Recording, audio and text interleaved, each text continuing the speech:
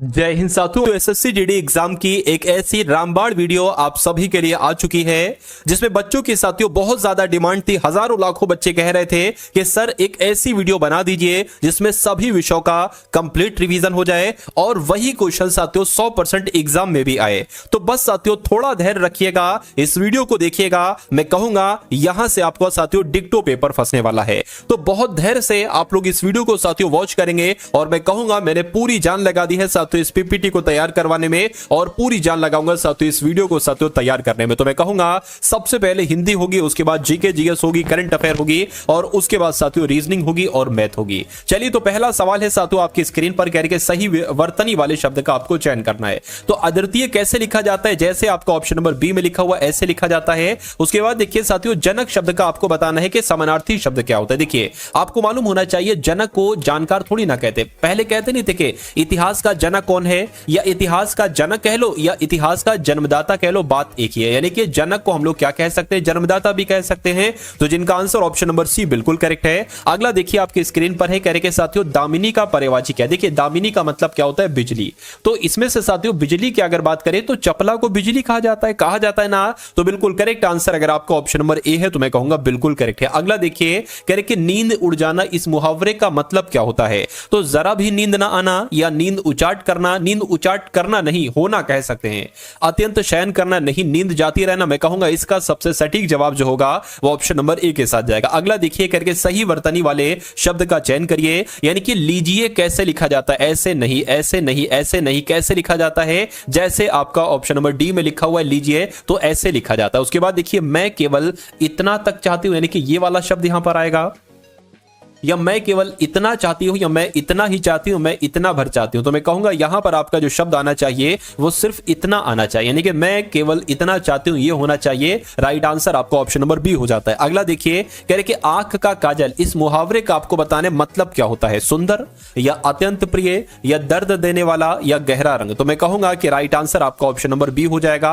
आंख का काजल का मतलब होता है अत्यंत प्रिय। उसके बाद देखिए साथियों उल्लास का आपको क्या बताना है, आपको विलोम बताने। देखिए इस वीडियो को साथियों मैं कहूंगा आप लोग अंत तक देखिएगा, क्योंकि इस वीडियो में मैंने सिलेबस के अकॉर्डिंग जैसा आपका इस बार हूबहू पेपर आएगा वैसे साथियों बनाने की मैंने पूरी कोशिश की है। तो मैं कहूंगा इस वीडियो को आप लोग साथियों अंत तक देखिएगा और आपके एग्जाम की तैयारी साथियों यहां से बहुत शानदार तरीके से हो जाएगी, ठीक है ना। चलिए तो उल्लास की जब हम बात करते हैं तो उल्लास का विलोम साथियों विषाद होता है। राइट आंसर आपका ऑप्शन नंबर बी हो जाएगा। अगला देखिए कह रहे कि जो कहा ना जा सके इसके लिए एक शब्द क्या होता है। तो जो कहा नहीं जा सकता उसको साथियों अकथनीय कहा जाता है। क्या, जो कहा ना जा सके, ठीक है ना, उसको क्या कहा जाता है, अकथनीय कहा जाता है। उसके बाद देखिए कह रहे कि इंद्रियों से परे, इसके लिए एक शब्द क्या होगा, फटाफट साथियों बता दीजिए। तो इंद्रियों से परे इसके लिए एक शब्द क्या होगा, अतीन्द्रिय होगा। क्या होगा साथियों, अतीन्द्रिय। उसके बाद देखिए आहत का आपको बताना है साथियों विलोम क्या होता है, बताइए। तो यहां पर अगर बात करें साथियों आहत का विलोम क्या होगा, तो मैं कहूंगा आहत का विलोम आपका अनाहत हो जाएगा, जिनका आंसर ऑप्शन नंबर ए है, बिल्कुल करेक्ट आपका आंसर है। साथियों अगर अभी तक आपने इस वीडियो को लाइक नहीं किया तो मैं रिक्वेस्ट करता हूं आप सभी से कि इस वीडियो को साथियों लाइक कर दीजिए, और जो लोग भी चैनल पर नए हैं तो चैनल को साथियों आप लोग तुरंत सब्सक्राइब कर लीजिए, क्योंकि अगर आप वाकई में सिलेक्शन लेना चाहते हैं तो जो कंटेंट आपको साथियों इस चैनल के माध्यम से दिया जाए तो इस कंटेंट को आपको साथियों पढ़ना है और अपने एग्जाम को बहुत आराम से क्रैक कर लेना है।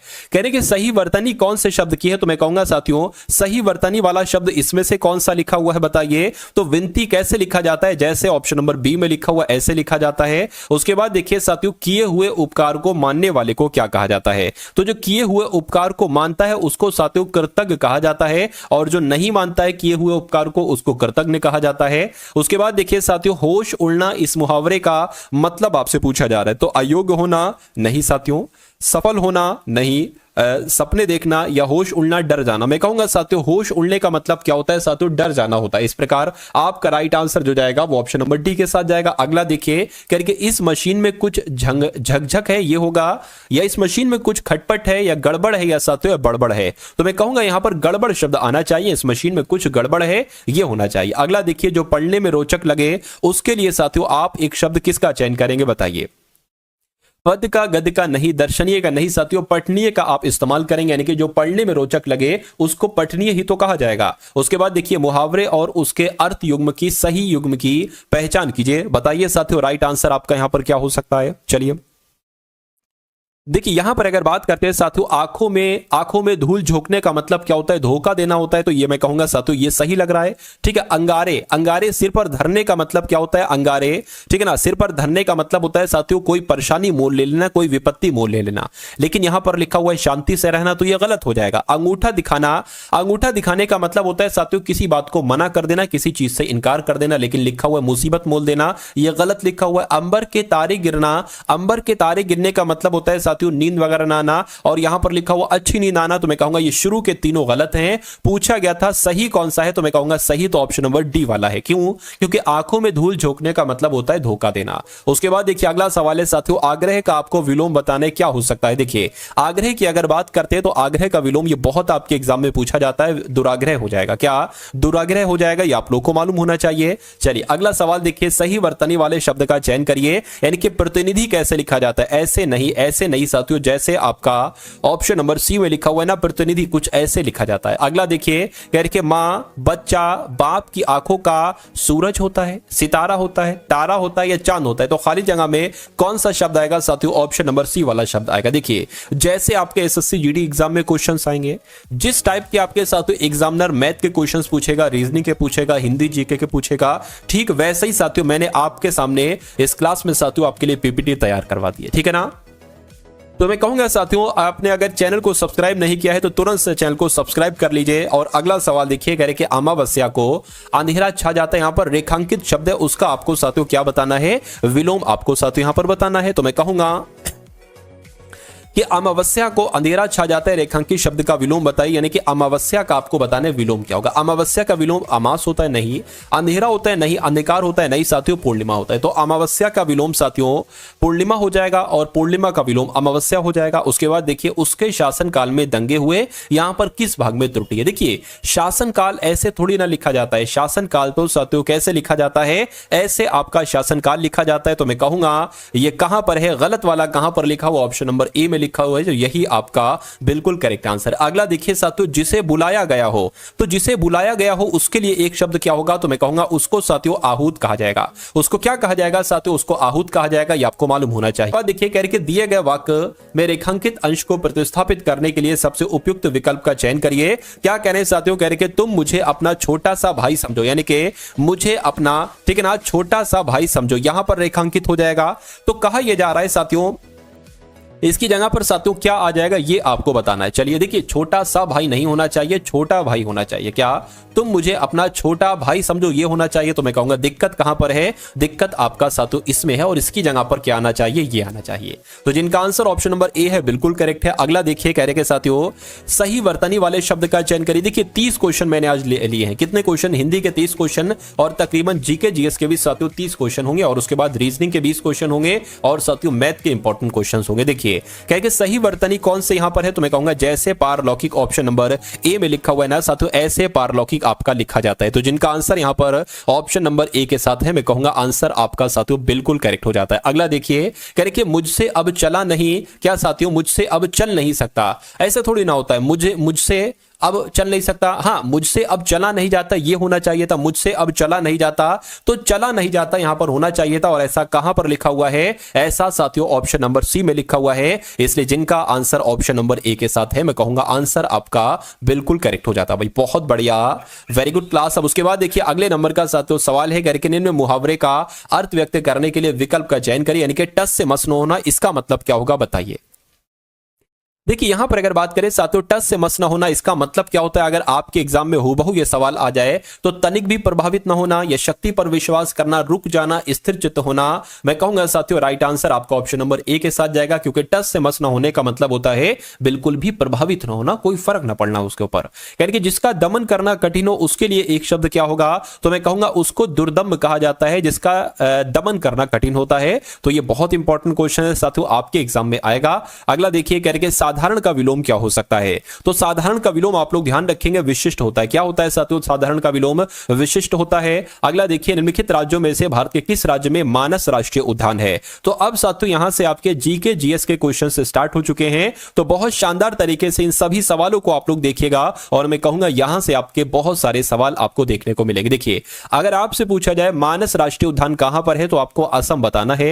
उसके बाद देखिए, पिन घाटी राष्ट्रीय उद्यान कहां पर है? तो पिन घाटी राष्ट्रीय उद्यान साथियों कहां पर है? हिमाचल प्रदेश में। कहां पर है पिन घाटी राष्ट्रीय उद्यान? साथियों हिमाचल प्रदेश में है। अगला देखिए, हिम तेंदुओं का घर यानी कि हेमिस राष्ट्रीय उद्यान ये कहां पर है? तो अगर आपके एग्जाम में पूछा जाए कि हेमिस राष्ट्रीय उद्यान कहां पर है तो लद्दाख आपको बतला देना है। अगला देखिए, आयरलैंड की राजधानी क्या है? तो आयरलैंड की राजधानी तो साथियों डबलिन है। क्या है? आयरलैंड की राजधानी क्या है साथियों? डबलिन है। राइट आंसर जिनका ऑप्शन नंबर डी के साथ है, मैं कहूंगा बिल्कुल करेक्ट है। अगला देखिए, कहने के साथियों कनाडा की राजधानी का क्या नाम है? तो कनाडा की राजधानी क्या है साथियों? ओटावा है। तो आप लोग यहां पर याद रखेंगे आयरलैंड की राजधानी डबलिन हो जाएगी और कनाडा की राजधानी ओटावा हो जाएगी। अगला देखिए, अगर आपसे पूछे कि भारत का राष्ट्रीय पशु क्या है? चीता है, तेंदुआ है, बाघ है या सिंह हिरण है? तो मैं कहूंगा बाघ जो है ना ये भारत का राष्ट्रीय पशु है। सही जवाब आपका ऑप्शन नंबर सी के साथ जाएगा।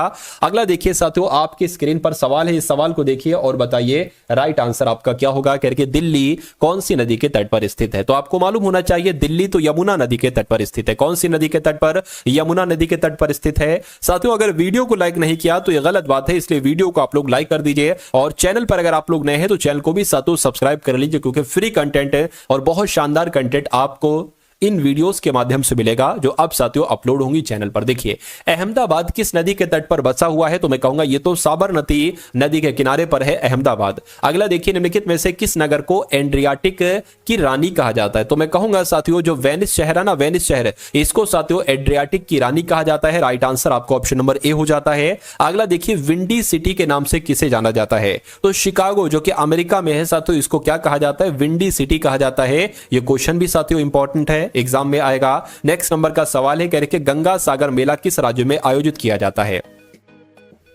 तो यहां पर अगर पश्चिम बंगाल की जब हम बात करते हैं तो पश्चिम बंगाल में साथियों गंगा सागर मेला आयोजित किया जाता है। अगला देखिए, राजस्थान का पंजाब, क्या साथियों बहुत इंपॉर्टेंट क्वेश्चन है, कह रहे कि राजस्थान का पंजाब कहलाने वाली जगह राजस्थान के किस शहर में है? फटाफट साथियों बताइए। चलिए, तो आपका राइट आंसर साथियों अगर जालौर है तो मैं कहूंगा आपका आंसर बिल्कुल करेक्ट आंसर हो जाएगा, यानी कि जालौर को क्या कहा जाता है? राजस्थान का पंजाब कहा जाता है। अगला देखिए, हड़प्पा सभ्यता के किस नगर को सिंध का बाग कहा जाता है? तो मैं कहूंगा साथियों मोहनजोदड़ो की जब हम बात करते हैं तो मोहनजोदड़ो को सिंध का बाग कहा जाता है। क्या कहा जाता है साथियों? सिंध का बाग कहा जाता है। गौतम बुद्ध ने सर्वाधिक उपदेश दिए थे वो कहां पर दिए थे साथियों बताइए? तो सबसे ज्यादा जो उपदेश दिए थे साथियों वो श्रावस्ती में दिए थे। कहां दिए थे? श्रावस्ती में दिए थे। अगला देखिए, कह रहे कि शुरू की गई नई राजस्व प्रणाली को रैयतवाड़ी बंदोबस्त के रूप में जाना जाता है। तो किसकी बात चल रही है? मैं कहूंगा जो बॉम्बे डेक्कन में शुरू की गई नई राजस्व प्रणाली थी इसको रैयतवाड़ी बंदोबस्त के रूप में जाना जा सकता है। यह सवाल साथियों डिक्टो आपके एग्जाम में पूछा जाएगा, इसलिए आप लोग इसको याद रखेंगे बहुत अच्छे तरीके से। अगला देखिए, 1853 ठीक है ना में कहां से कहां तक यातायात के लिए पहला रेल मार्ग खोला गया था? तो मैं कहूंगा बॉम्बे से पुणे तक का साथियों खोला गया था। यह सवाल सैकड़ों बार हजारों बार साथियों पूछा जा चुका है अलग अलग एग्जाम में। उसके बाद देखिए, काकोरी ट्रेन डकैती एक्शन में किन क्रांतिकारियों को फांसी की सजा दी गई थी? तो किनको दी गई थी? रामप्रसाद बिस्मिल, अशफाकुल्ला खां को। मैं कहूंगा हाँ, रामप्रसाद बिस्मिल और अशफाकुल्ला खां को ही काकोरी ट्रेन डकैती एक्शन में क्रांतिकारी थे, इनको फांसी की सजा दी गई थी। उसके बाद देखिए, निम्नलिखित में से कौन काकोरी षड्यंत्र केस में संबंधित नहीं था? बताइए।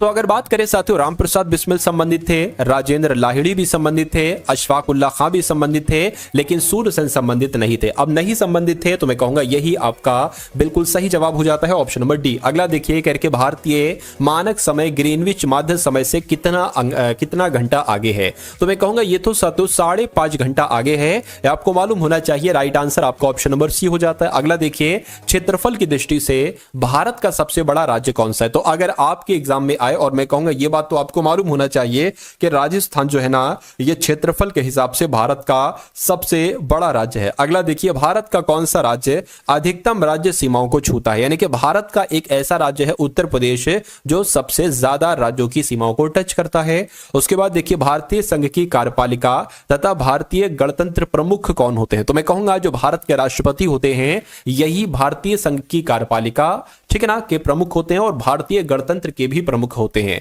उसके बाद देखिए, भारतीय सशस्त्र सेनाओं का सर्वोच्च कमांडर जो होते हैं ये कौन होते हैं, तो मैं कहूंगा ये भी राष्ट्रपति होते हैं, यानी कि जो भारतीय सशस्त्र सेनाओं यानी कि तीनों सेनाओं के सर्वोच्च कमांडर कौन होते हैं, राष्ट्रपति होते हैं। अगले नंबर का सवाल है, कह रहे कि लोकसभा के अध्यक्ष को हटाया जा सकता है, तो क्या लोकसभा के कुल सदस्यों के बहुमत के द्वारा पारित प्रस्ताव के द्वारा इनको हटाया जा सकता है? मैं कहूंगा बिल्कुल सही जवाब आपका ऑप्शन नंबर ए हो जाता है इस सवाल का। चलिए भाई, उसके बाद देखिए, भारतीय प्रतिभूति और विनिमय बोर्ड यानी कि सेबी किस शहर में स्थित है, तो मैं कहूंगा ये तो मुंबई में स्थित है। कहां पर साथियों, सेबी की अगर बात करें तो ये मुंबई में स्थित है। उसके बाद देखिए, अगले नंबर का सवाल है, कहते हैं साथियों मेक इन इंडिया कार्यक्रम का शुभारंभ कब किया गया, तो अगर आपके एग्जाम में साथियों डायरेक्ट सवाल आ जाए तो आपको लगा देना है कि सितंबर 2014 में मेक इन इंडिया कार्यक्रम की शुरुआत की गई थी। उसके बाद देखिए साथियों, अगले नंबर का सवाल है, आपकी स्क्रीन पर देखिए सवाल को और बताइए सही जवाब आपका क्या हो सकता है। कह रहे कोशिका का शक्ति ग्रह यानी कि कोशिका का पावर हाउस किसे कहा जाता है, तो किसे कहा जाता है साथियों,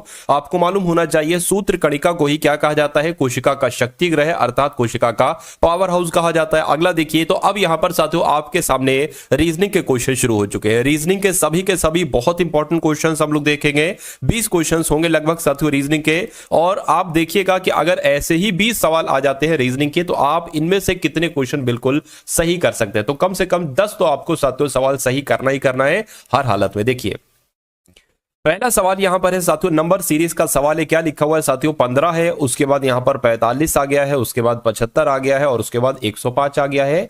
तो आपको बताना है कि यहां पर अगला नंबर साथियों क्या हो सकता है। देखिए अगर यहां पर अगर बात करें साथियों, ये जो 15 से आपका 45 हुआ है तो जाहिर सी बात है यहां पर 30 बड़ा है। 45 से 75 हुआ है साथियों, यहां पर भी 30 बड़ा है, और 75 से 105 हुआ है, यहां पर भी 30 बड़ा है। तो मैं कहूंगा यहां पर भी साथियों 30 बढ़ेगा, तो 105 और 30 कितना हो जाता है साथियों, 135 हो जाता है। तो 135 कौन से ऑप्शन में है, ऑप्शन नंबर ए वाले में। तो जिनका आंसर यहां पर ऑप्शन नंबर ए के साथ है, मैं कहूंगा आंसर आपका बिल्कुल करेक्ट है। अगला सवाल देखिए, करें एक निश्चित कूट भाषा में COACH को 90 लिखा जाता है, POST को 210 लिखा जाता है, तो आपको बताना NOISE को क्या लिखा जाएगा साथियों, फटाफट आप बताइए। देखिए यहां पर अगर साथियों बात करें, एक काम आप ये करिए, इन सबको जोड़िए।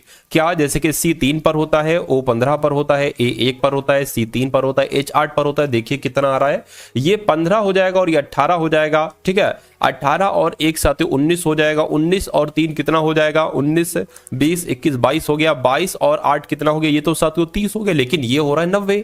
तो 30 से 90 कैसे बनाया गया है, चलिए कोई दिक्कत नहीं। इसको अगर यहां पर हम लोग बात करें, ये 16 पर होता है, P 16 पर होता है, O 15 पर होता है, S 19 पर होता है साथियों, T 20 पर होता है। इसको अगर जोड़े तो 6 5 11, ठीक है ना, 11 और 9 20 हो जाएगा, 20 का 2 लगा, सॉरी 20 का 0 लगा, 2 हासिल का लगे, 2 2 4 5 6 7, यानी कि 70 आ गया। अच्छा ये 70 210 हो रहा है, तो 30 से 90 हुआ, कैसे हुआ, 70 से 210 हुआ, कैसे हुआ, मैं कह सकता हूं अगर हम 30 की गुणा, ठीक है, 3 से कर देते तो 90 हो जाता, उसी प्रकार 70 की गुणा अगर हम 3 से कर देते तो 210 हो जाता है। यानी कि लॉजिक आपको समझ में आ गया। तो 14 पर होता है साथियों, N 15 हो जाएगा, I 9 पर होता है, S 19 पर होता है, E 5 पर होता है। इनको जरा जोड़िए और 3 से साथियों गुणा कर दीजिए। आप देखिए तो ये कितना हो जाएगा साथियों, ये और ये 29 हो गया, 29 और 39 बोले तो 38 हो गया, 38 और 5 कितना हो गया साथियों, 44 हो गया, 44 और 19 आपका कितना हो जाएगा, मैं कहूंगा यहाँ पर साथियों 63 हो जाएगा। 63 की जब 3 से गुणा करेंगे तो कितना आ जाएगा, 189 आ जाएगा। लेकिन 189 ऑप्शन में नहीं है, तो ऐसा भी हो सकता है मुझसे कुछ गुणा भाग में साथियों दिक्कत हो गई। देखिए N 14 पर हो गया, O 15 पर हो गया, I 9 पर हो गया, S 19 पर हो गया, E 5 पर हो गया। 14 और 15 29 हो जाएगा, 29 और ये 38 हो जाएगा। एक काम करो, 38 और साथियों ये कितना हो गया 24, इन दोनों को आपस में जोड़ो जरा, तो कितना हो गया साथियों, ये आपका 62 हुआ है। 62 की 3 से गुणा करा देते हैं हम, तो 6 और साथियों 18, 186 होगा, गलती से 189 आ रहा था। तो इस प्रकार जिनका आंसर ऑप्शन नंबर ए के साथ है, मैं कहूंगा आंसर आपका बिल्कुल करेक्ट हो जाता। भाई बहुत बढ़िया, वेरी गुड क्लास। अब इस सवाल को देखिए साथियों, इस सवाल की अगर हम यहां पर बात करते हैं तो पहले ये आकृति है, फिर ये हुई, फिर ये हुई, फिर ये हुई। तो आपको बताने कि यहां पर जो आकृति बनेगी इसके बाद वो कैसी बनेगी, ऐसी ऐसी ऐसी ऐसी या साथियों ऐसी। अब देखिए सबसे बेसिक सा साथियों यहाँ पर रूल की अगर बात करें तो यहाँ पर कितनी सर्किल दिख रहे हैं, कितने गोले दिख रहे हैं, तो 1 2 3 4 5 6 7 8 और 9 गोले दिखे। अब यहाँ पर एक गोला कम हो गया, यानी कि यहाँ पर 8 गोले दिखे और यहाँ पर 2, यानी कि अब यहाँ पर 7 गोले दिखना चाहिए। देखिए जरा 1 2 3 4 5 6 7, अब यहाँ पर 6 गोले दिखना चाहिए। 1 2 3 4 5 6, यहाँ पर 5 गोले दिखना चाहिए। तो यहाँ पर क्या 5 गोले, 1 2 3 4 5 6, ये तो 6 गोले, ये आंसर नहीं हो सकता। यहाँ पर भी 5 से ज्यादा गोले, ये भी आंसर नहीं हो सकता। 1 2 3 4 5 ये हो सकता है और एक ये भी साथियों नहीं हो सकता क्योंकि 4 गोले हैं। तो मैं कहूंगा कि राइट आंसर आपका ऑप्शन नंबर सी है। बाकी इसका भी लॉजिक लगा हुआ है, देखिए 1 2 और ये 3, तो इसके बाद 4 आना चाहिए और इसमें 4 है, तो जिनका आंसर ऑप्शन नंबर सी के साथ है, मैं कहूंगा आंसर आपका बिल्कुल करेक्ट है। साथियों अगर आपने अभी तक इस वीडियो को लाइक नहीं किया है तो मैं रिक्वेस्ट करूंगा वीडियो को लाइक करके चैनल को साथियों जरूर सब्सक्राइब कर लीजिएगा, क्योंकि ये समझ लीजिए अगर आपने इस सीजन में साथियों, ये आपका जो पेपर है एसएससी जीडी 2024 वाला, इसमें अगर आप अच्छे तरीके से साथियों मेहनत कर लेते हैं तो मैं कहूंगा कोई दुनिया की ताकत आपको एग्जाम को क्रैक करने से नहीं रोक सकती। ठीक है ना। चलिए तो यहां पर अगर साथियों हम लोग बात करें कि बी के आर से डी एन वी हुआ है, एफ क्यू जेड हुआ है, तो आपको बताने यहां पर साथियों कौन से 3 लेटर आएंगे। तो बहुत अच्छे तरीके से साथियों इस सवाल को आप करने की कोशिश कीजिए और यहां पर साथियों मुझे बता दीजिए। देखिए सबसे पहले अगर बात करें तो आपको मालूम होना चाहिए प्लेस वैल्यू। प्लेस वैल्यू यानी कि ए 1 पर होता है, बी 2 पर होता है, साथियों सी 3 पर होता है, उसी प्रकार जेड 26 पर होता है। ठीक है ना। तो मैं कहूंगा बी जो है ना ये 2 पर होता है, के 11 पर होता है, आर 18 पर होता है, डी 4 पर होता है, एन 14 पर होता है, वी 22 पर होता है और एफ 6 पर होता है, क्यू 17 पर होता है, जेड 26 पर होता है, जे 10 पर होता है, डी डब्ल्यू जो है ना 23 पर होता है, एच 8 पर होता है। तो देखिए 2 से 4 हुआ यानी कि 2 बढ़ा है, फिर 6 हुआ, फिर 2 बढ़ाया गया, फिर 2 बढ़ाया गया, तो अच्छा फिर इसमें अच्छा यानी कि यहां पर 8 आना चाहिए। 6 में 2 बढ़ाएंगे 8 आएगा, 8 में 2 बढ़ाएंगे 10 आएगा, यानी कि सबसे पहले एच आ जाएगा। एच कहां पर है, यहां पर है, यहां पर है, यहां पर है। तो 11 से 14 हुआ, 3 बढ़ाया गया, फिर 3 बढ़ाया गया, तो 3 इसमें बढ़ाएंगे 20 आना चाहिए, यानी कि टी आना चाहिए। तो एच और टी कहां पर लिखा हुआ है, मैं कहूंगा ऑप्शन नंबर सी में लिखा हुआ है, तो जिनका आंसर ऑप्शन नंबर सी था बिल्कुल करेक्ट था।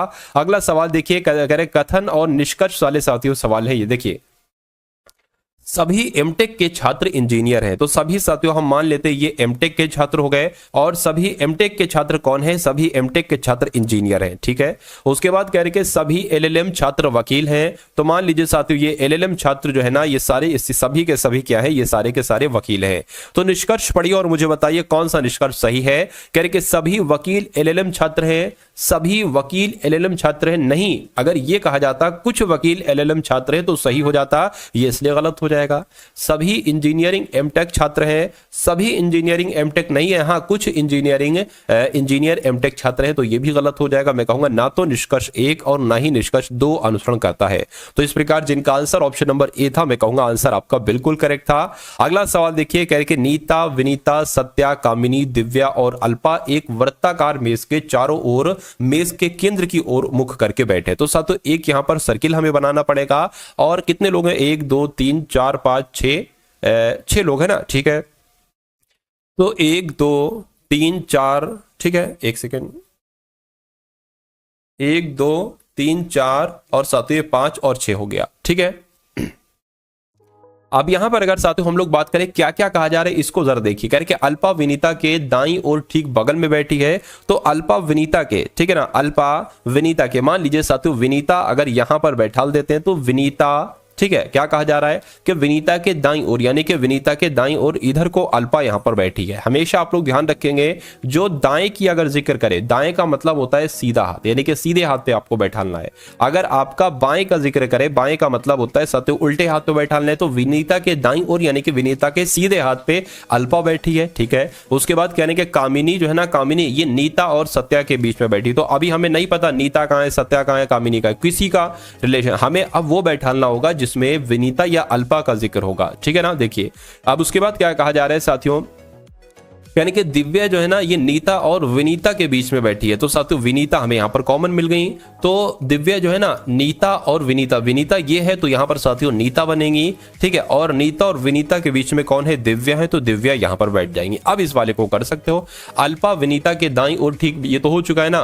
कामिनी नीता और सत्या के बीच में बैठी है। ठीक है। कामिनी जो है ना नीता और सत्या, यानी कि सत्या यहां पर, सत्या नीता और सत्या के बीच में कौन बैठी है, कामिनी बैठी है। तो साथियों कामिनी आपकी यहां पर बैठ गई, तो कामिनी हो गई गई सत्या, अल्पा हो गई, विनीता हो गई, दिव्या हो गई, नीता हो गई। सवाल में पूछा जा रहा है कि सत्या के बाईं ओर तीसरे स्थान पर कौन है। सत्या कहां पर है? सत्या ये है। सत्या के बाईं ओर तीसरा कौन है? तो 1 2 3 कौन है साथियों? दिव्या है। तो मैं कहूंगा दिव्या आपका यहां पर बिल्कुल करेक्ट आंसर हो जाएगा, और जिनका आंसर ऑप्शन नंबर सी के साथ है, मैं कहूंगा आंसर आपका बिल्कुल करेक्ट है। अगला सवाल देखिए, कह रहे कि स्तनधारी, जेब्रा और पशु का जो सबसे बढ़िया आरेख बनेगा वो कौन सा बनेगा। देखिए अगर यहां पर बात करें, जेब्रा क्या है? जेब्रा एक पशु है। तो अगर हम साथियों मान लेते हैं क्या कि ये जेब्रा हो गया जेब्रा जो होगा साथियों वो पशु के अंदर ही तो होगा, बिल्कुल। अब पशु जो होते हैं सभी पशु एक तरीके से तो स्तनधारी कहलाए जाते हैं। तो मैं कहूंगा सबसे सटीक है जो आपका आरेख बनेगा वो ऐसा बनेगा, और ऐसा कहां पर बना हुआ है? ऐसा ऑप्शन नंबर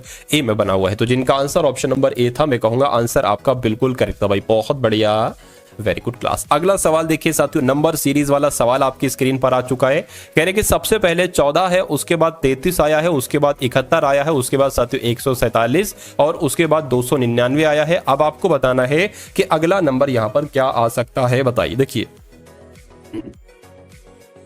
अगर यहां पर हम लोग बात करें, ये जो 14 से 33 हुआ है, अगर 14 की हम 2 से गुणा, देखिए हमें इसको सबसे पास में ले जाना है कि 14 33 के आसपास या 33 कैसे बन सकता है। अगर हम 14 की 2 से गुणा कराएं तो 14 दूना 28 हो गया, और हम इसमें 5 जोड़ देते हैं तो ये 33 बन जाएगा।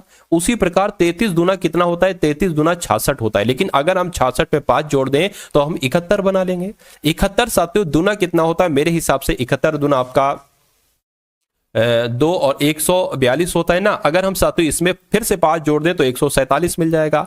तो यही रूल यहां पर लगेगा और यही रूल यहां पर लगेगा। तो साथियों 299 की अगर बात करें तो 299 दूना कितने होते हैं, और फिर 5 जोड़ दीजिए, 18 हो गया, ठीक है ना, 19 हो गया, 4 और 5 इतना हो गया, और इसमें 5 जोड़ दीजिए तो ये साथियों कितना आपका हो जाएगा? ये आपका 603 हो जाएगा। तो क्या यहां पर 603 आएगा?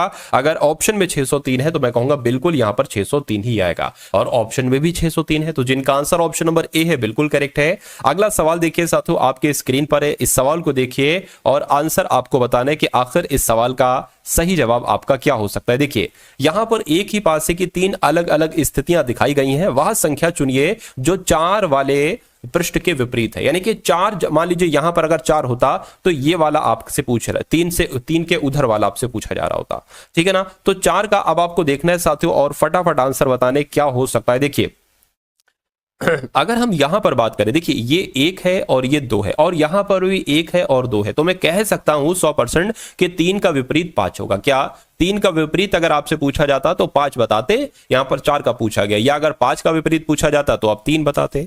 अब उसके बाद यहां पर अगर बात करें, देखिए यहां पर अगर बात करें, 1 सेकेंड, यहां पर साथियों 2 है और यहां पर भी 2 है, यहां पर भी 5 है, यहां पर भी 5 है, तो मैं कहूंगा कि 1 का विपरीत 6 है। यानी कि अगर 1 का विपरीत आपसे पूछा जाता तो 6 बताते, और 6 का विपरीत आपसे पूछा जाता तो 1 बताते। यहां पर 4 का विपरीत पूछा गया है। अब आपको पता है कि पूरे पासे में 1 से लेकर 6 तक की तो संख्याएं होती हैं, और 4 संख्याएं साथियों यहां पर इंगेज हो चुकी हैं। यानी कि अब अगर 4 का विपरीत हो सकता है तो मेरे हिसाब से साथियों सिर्फ और सिर्फ 2 संख्या ही हो सकती है, क्योंकि भाई 3 5 भी निपट गए, 1 6 भी निपट गया, तो 4 का विपरीत 2 ही तो होगा, क्योंकि 1 से 6 तक संख्याएं होती हैं। तो इस प्रकार जिनका आंसर ऑप्शन नंबर बी के साथ है, मैं कहूंगा आंसर आपका बिल्कुल करेक्ट हो जाता है भाई, बहुत बढ़िया, वेरी गुड क्लास। साथियों आपको ये क्लास कैसी लग रही है एक बार कमेंट सेक्शन में आप लोग जरूर बताइएगा, ठीक है ना। वीडियो को साथियों पूरा वॉच करने के बाद आप लोग जरूर एक बार बता देना साथियों कि क्लासेस आपको यहां पर कैसी लग रही है। और अगर साथियों आपने चैनल को अभी तक सब्सक्राइब नहीं किया तो तुरंत साथियों सब्सक्राइब कर दीजिए। अब अगला सवाल देखिए आपकी स्क्रीन पर है। इस सवाल की अगर बात करें, ये सवाल भी बहुत इंपॉर्टेंट है और डिक्टो आपको अपने एग्जाम में देखने को मिलेगा। देखिए क्या कहा जा रहा है, कह रहे हैं कि सी बी का भाई है। तो अगर हम यहां पर साथियों मान ले बी ये हो गया, बी सी क्या लिखा हुआ है, सी बी का भाई है, ठीक है। सी जो है ये बी का भाई है, तो मैं कहूंगा ये भाई हो गया, यानी कि पुरुष हो गया, तो इस पर प्लस लगा लेते हैं। उसके बाद कह रहे हैं क्या, उसके बाद साथियों यहां पर अगर बात करें, कह रहे हैं कि डी ई के दादा या नाना, अभी हम नहीं कह पा रहे ना, तो इसको छोड़ दो साथियों। उसके बाद देखिए डी की बहू बी है, तो डी की बहू बी है, इसका मतलब पता क्या होगा, इसका मतलब डी की बहू बी है, इसका मतलब ये होगा कि बी का कोई पति होगा। मान लीजिए बी का पति ये है, इसका कोई पिता वगैरह है, ठीक है ना, या इसका पिता है डी, या इसका पिता है, ठीक है, तभी तो हो पाएगा। क्या, एक सेकेंड, सॉरी, हाँ इन्हीं का पिता है, ठीक, क्योंकि यहां पर दादा नाना आ रहा था इसलिए हो गया था। खैर देखिए डी की बहू है, तो डी की बहू कौन है, डी का बेटा ये है, इसकी शादी इससे हुई, तभी तो डी की बहू बी हो पाएगी, ठीक है, कोई दिक्कत नहीं है। उसके बाद कहने के ई के पिता ए हैं, ई के पिता ए हैं और सी का ई से क्या संबंध है कि अगर हम मान लीजिए यहां पर, ठीक है, अगर हम साथियों मान लीजिए यहां पर ए को बैठा देते, कह रहे हैं कि ए जो है ना ई का पिता है, तो ठीक है ए जो है ना ई का पिता है, ये हो गया। तो आप सब कुछ तो क्लियर हो गया साथियों, ये दोनों हस्बैंड वाइफ हैं, इनका एक बच्चा है ये, और इनके पिताजी हैं ये, और इस औरत का या लेडीज का इसका भाई है ये सी। तो कह रहे कि ई क्या कहेगा सी को, तो ई क्या कहेगा साथियों सी को, ई क्या कहेगा सी को, मम्मी है और मम्मी के भाई क्या कहलाए जाते हैं, मैं कहूंगा मामा कहलाए जाते हैं। तो आपका राइट आंसर जो है वो ऑप्शन नंबर डी के साथ जाएगा। अगला सवाल देखिए आपकी स्क्रीन पर है, कह रहे कि साथियों 77 से 11 बना दिया गया, या मैं कह सकता हूं 11 से 77 बना दिया गया है। तो आपको बताना है साथियों क्या कि यहां पर कौन सा कुल मिला के नंबर आएगा। देखिए अगर हम बात करते हैं क्या कि इसकी भाग, क्या 77 की भाग अगर साथियों 7 से कर दे तो हमें 11 मिल जाएगा। अगर हम इसकी भाग साथियों 7 से करें तो कितना आएगा, एक बार जरा ट्राई करिए, 7 से कट भी पाएगा या नहीं। 7 चौक 28 ज्यादा हो जाएगा, 7 21 और 4 गया 49 हो गया, 7 7 49, यानी कि यहां पर मेरे हिसाब से 37 आ रहा है। अगर 37 ऑप्शन में है तो मैं कहूंगा ऑप्शन आपका 37 हो जाएगा, और बिल्कुल ऑप्शन में भी है। तो जिनका आंसर यहां पर है साथियों ऑप्शन नंबर बी के साथ, तो बिल्कुल करेक्ट है। उसके बाद देखिए अगले नंबर का साथियों सवाल आपके स्क्रीन पर है, इस सवाल को देखिए और फटाफट साथियों आंसर आप लोग यहां पर बता दीजिए। क्या कहा जा रहा है, देखिए दर्पण प्रतिबिंब यहां पर रखा हुआ है, क्या रखा हुआ है, अगर यहां पर साथियों हम लोग मान लें दर्पण प्रतिबिंब रखा हुआ, लेकिन क्वेश्चन तो एक तरीके से गायब है। यहां पर जो होना चाहिए था, ठीक है, अच्छा ये चीज यहां पर लिखी हुई, यहां पर लिखी, तो इसको अगर आप दर्पण में देखें FR4 PW5 को अगर यहां पर साथियों दर्पण रखा हो तो ये दर्पण में कैसा दिखेगा। देखिए जो सबसे अंत में है वो सबसे पहले दिखाई देगा, यानी कि 5 है ना, तो 5 कुछ साथियों इस प्रकार से बनेगा, ऐसे करके W जैसा है वैसा बनेगा, P की अगर बात करें P ऐसा बनेगा, 4 की अगर बात करें तो 4 ऐसा बनेगा, R ऐसा बनेगा और F ऐसा बनेगा। तो आपको बताना है ऐसा कौन से ऑप्शन में लिखा हुआ है, कि यहां पर नहीं, यहां पर इसमें भी दिक्कत है, F ऐसे बना दिया गया है, ठीक है, इसमें R बना दिया गया, इसमें 4 गलत बना दिया, मैं कहूंगा इसमें बिल्कुल सब कुछ सही लग रहा है, तो यही आपका बिल्कुल करेक्ट आंसर हो जाता है। उसके बाद देखिए एक निश्चित कूट भाषा में SINGER को क्या लिखा जाता है साथियों, TKROUX लिखा जाता है। उसके बाद कहने के ROOKIE को क्या लिखा जाएगा बताइए। देखिए यहां पर अगर बात करें साथियों, इसको यहां पर लिख लेते हैं, एक काम करिए, S होता है साथियों 19 पर, और I 9 पर होता है, N 14 पर होता है, G 7 पर होता है, E 5 पर होता है, R 18 पर होता है। उससे अब ये बन गया, इसको लिख लीजिए T 20 पर होता है, K 11 पर होता है, T 20 पर होता है, K 11 पर होता है, R 18 पर होता है, और O 15 पर होता है, U 21 पर होता है, और X 24 पर होता है। अब देखिए ये 19 से 20 हो गया, यानी कि यहां पर 1 बढ़ाया गया, ये 9 से 11 हो गया, मैं कहूंगा यहां पर 2 बढ़ाया गया, ये 14 से 18 हुआ यानी कि 4 बढ़ाया गया, और ये 7 से 15 हुआ साथियों यहां पर 8 बढ़ाया गया, और ये 5 से कितना हो गया 21 हो गया। अब 5 से 21 हुआ है तो मैं कहूंगा यहां पर तो कुछ अलग ही सीन है। देखिए पहले इतना करके देखिए, अब इसमें अगर आप 1 बढ़ाओगे तो कितना आ जाएगा साथियों, आपका S आ जाएगा, इसमें फिर 2 बढ़ाओगे तो कितना आ जाएगा, Q आ जाएगा, O 15 पर होता है, इसमें साथियों 4 बढ़ाओगे तो साथियों S आ जाएगा, और K 11 पर होता है, इसमें 8 बढ़ाओगे तो कितना आ जाएगा, S आ जाएगा। तो मैं कहूंगा SQRS SQSS कहां पर लिखा हुआ है, सिर्फ और सिर्फ ऑप्शन नंबर बी में लिखा हुआ है, तो मैं कहूंगा यही आपका बिल्कुल करेक्ट आंसर हो जाएगा, और यही आपका सही जवाब है। अब इसकी बात करें 5 से यहां पर 21 हुआ, देखिए अगर 5 से आप 21 पर जाओगे तो थोड़ा सा ज्यादा पड़ेगा। अगर इसको हम बैक आए, ठीक है ना, अगर हम इसको बैक आए तो हमें 10 माइनस करना पड़ेगा, 10 माइनस करने पर 21 हम प्राप्त कर लेंगे, ठीक, चलिए कोई दिक्कत नहीं है। उसके बाद यहां पर 18 से साथियों जो 24 हुआ है, फिर यहां पर 6 प्लस कर दिया गया, तो इसमें जब आप 6 प्लस करोगे तो ई में 6 प्लस करोगे कितना आ जाएगा 11, यानी कि के आ जाएगा, और इसमें जब आप साथियों 10 माइनस करोगे तो मैं कहूंगा वाई आ जाएगा। उसके बाद देखिए अगला सवाल है, अब इस सवाल को देखिए, और मैं कहूंगा ऐसा एक सवाल 100% आपके एग्जाम में आएगा, तो इस सवाल को बहुत अच्छे तरीके से आप लोग देख लीजिए। कहने के 8 मित्र हैं, P Q R S T U V और W, कितने लोग हैं, 8 मित्र हैं, तो साथियों 8 मित्र बना लेते हैं, 1 2 3 4 5 6 7 और 8। क्या कहा जा रहा है, कहने के केंद्र की ओर अभिमुख होकर बैठे, ठीक है, कहने के P जो है ना, P ये R और S के बीच में है, तो P और R के S के बीच में है। अभी हमें नहीं पता लगा सकते हैं कि भाई P तो हम बीच में बैठा लेंगे, लेकिन R को किधर बैठाना और S को किधर बैठाना है, आजू बाजू बैठाना है, ठीक है, क्या पता P के दाएं हाथ पर आए, क्या पता बाएं हाथ पर आ रहा है, तो इतनी बात आपको क्लियर होना चाहिए, ठीक है ना। देखिए अब उसके बाद साथियों यहां पर अगर हम लोग यहां पर अगर बात करें तो क्या लिखा हुआ है, कह के W के बाईं और तीसरे स्थान पर क्या है, T है, तो इसको हम बना सकते हैं, इसको हम साथियों बना सकते हैं। तो W को मान लीजिए कहीं पर आप बैठा लो, मान लो अगर यहां पर बैठा ले, तो W के बाईं ओर अगर बात करें, यानी कि इधर तीसरे स्थान पर T बैठा, तो 1 2 3 यानी कि यहां पर क्या बैठ जाएगा, यहां पर आपका साथियों T बैठ जाएगा, पहली बात। उसके बाद अगर बात करें करेंगे क्यू एस के एकदम बगल में बैठा है तो क्यू एस अभी हम नहीं लिख सकते क्योंकि हमें कॉमन लेना है इसी का ही। उसके बाद करें एस के दाईं और तीसरे स्थान पर टी बैठे है तो ये हमें टी कॉमन मिल गया। तो एस के दाईं एस यानी कि यहां कहीं बैठेगा तभी तो एस का दायां तीसरे स्थान पर टी बैठ पाएगा। ठीक है, करके यू और डब्ल्यू के बीच में वी बैठा है तो यू और डब्ल्यू के बीच में वी बैठा है, वी बैठा दिया। अब एक बार फिर से पढ़ लीजिए करके पी जो है ना पी ये आर और एस के बीच में है तो पी जो है ना पी ये आर और एस के बीच में यानी कि पी यहां पर आ गया। अब बचा एक कौन सा आ जाएगा साथों में कहूंगा क्यू ही बचा है, क्यू आ गया यहां पर। सवाल में पूछा जा रहा था एस और डब्ल्यू के बीच में कौन है तो एस और डब्ल्यू के बीच में कौन है, मैं कहूंगा क्यू है। तो क्यू आपका यहां पर बिल्कुल करेक्ट आंसर हो जाता है भाई, बहुत बढ़िया, वेरी गुड क्लास। उसके बाद देखिए साथियों नेक्स्ट नंबर का सवाल है। अब इस सवाल को देखिए और फटाफट आप लोग इस सवाल का भी सॉल्यूशन बताइए कि आप सॉल्यूशन करके बताइए कि इस सवाल का जवाब आखिर क्या होगा। देखिए कह रहे हैं कि 57, 28, 29 है यानी कि आपको 57 और 29 को कैलकुलेट करके 28 बनाया गया, ऐसा तो नहीं है साथियों, या कुछ भी हो सकता है। 68 और 68, 33 मतलब यहां पर आपको बताना है कि कौन सा नंबर आएगा यहां पर। ठीक है, और 72, 37, 35 यहां पर लिखा हुआ है तो क्या कैलकुलेशन होगी एक बार बताइए। देखिए अगर हम साथियों 28, 29 को जोड़ें तो मुझे ऐसा लग रहा है कि 57 आता है। ठीक है, क्योंकि 8 और 9 कितना होता है, 17 होता है। तो एक बार मैं देख लेता हूं साथियों 28 और 29 को जोड़ के 8 का 16, 17 ये हो जाएगा और 1 लगेगा तो ये 5 हो गया। बिल्कुल साथियों, यानी कि इन दोनों का योग कराया गया और ये नंबर मिल जाएगा। उसी प्रकार 37 और 35 72 होता है, मैं कहूंगा बिल्कुल। यानी कि कहने का मतलब है कि 33 और 33 में कितना जोड़े कि 68 मिल जाए। तो पता क्या करना है, 68 में से 33 माइनस कर दो, आपको पता चल जाएगा। 5 आ जाएगा, 3 आ जाएगा, यानी कि यहां पर 35 आएगा। और 35 कहां पर है, ऑप्शन नंबर बी में है, तो यही आपका बिल्कुल करेक्ट आंसर है। अगला देखिए कह रहे कि माता, पिता और पुरुष के लिए जो सबसे सटीक आरेख बनेगा वो क्या बनेगा। देखिए जितने भी पिता होते हैं मैं कहूंगा वो सब पुरुष होते हैं, तो पिता जो है ना ये सब पुरुष के अंतर्गत आ जाएंगे। लेकिन माताएं अलग होती हैं, माताएं अलग होती हैं, तो ऐसा कहां पर बना हुआ है, यहां पर नहीं साथियों।